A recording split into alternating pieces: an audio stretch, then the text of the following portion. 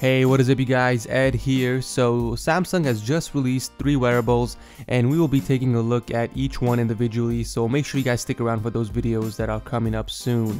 So we have the Samsung Gear Fit, which is the smallest of the 3, the Gear 2 Neo, which is the more affordable version of the Gear 2, and last but not least the Gear 2, which is the smartphone that we are going to take a look at today. Now I don't know about you guys, but you won't catch me dead with any wearable tech. I'm more into the luxury watches with a stainless steel belt, so I'm actually kind of excited to check these out, and I don't know, maybe it will convince me to switch.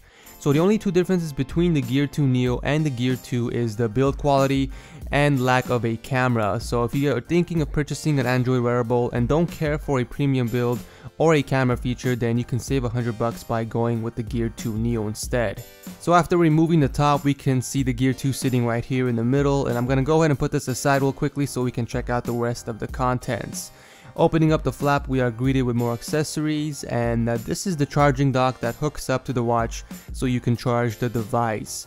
Speaking of charging the device, this is the charging cable that you will need to use to get it done. As always, there is a setup guide along with some warranty information which no one really cares about. So let's go around the device real quick, starting with the home button. Like smartphones, the home button takes you back to the home screen, and it could also do other cool stuff which I will go over soon. The camera, on the other hand, is located on the side of the watch, and it has a 2 megapixel sensor with autofocus capabilities. Also right next to the camera there is an IR blaster, which is used to control your TV. On the left side of the watch, that is if you're looking at it directly, you will find the speakers and an indentation where the charging dock would be connected to. And on the other side is where the microphone is located for phone calls and voice memos.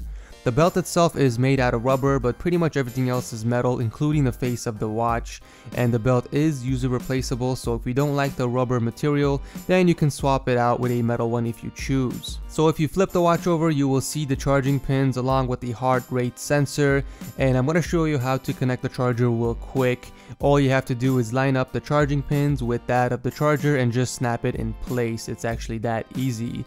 They say that you can use the Gear 2 for about 2 to 3 days for regular usage, and it can last up to 6 days for low usage. So the Gear 2 has a 1.63-inch Super AMOLED screen with 4 GB of onboard memory, which is a lot of space to store your music in. The software itself is pretty smooth for the most part. You basically swipe to the left or right to navigate, and you can configure the home button to perform a special command like opening up the camera and other things by enabling the double tap option. The Gear 2 can do a lot of neat things. It can track your footstep count as well as your heart rate. It can also take pictures and automatically send them to your phone. Not only can it make calls, but it can also track notifications and display them for you right there on the watch. And you can also respond back, which is pretty cool. Now the Gear 2 is only supposed to be compatible with 17 Samsung devices. However, we have figured out a way to get it to work on most Android phones. Here we are using my HTC One M8 Google Play Edition, and I'm changing the watch's wallpaper through my smartphone. The camera on the Gear 2 can also send the pictures it takes straight to your phone, so needless to say, it definitely is compatible with phones other than Samsung. If you guys want to see a more detailed video on how to make the Gear 2 compatible with your Android device, then leave a comment down below, and if we get enough requests, we will post up a video. So what do I think about the Gear 2? I think it's a waste of money. I definitely don't agree that it's worth the $300, and here's my honest opinion.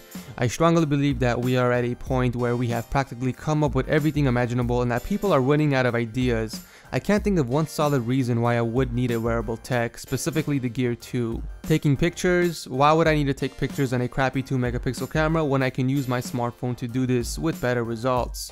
Why would I need a device to listen to music? My smartphone already does that.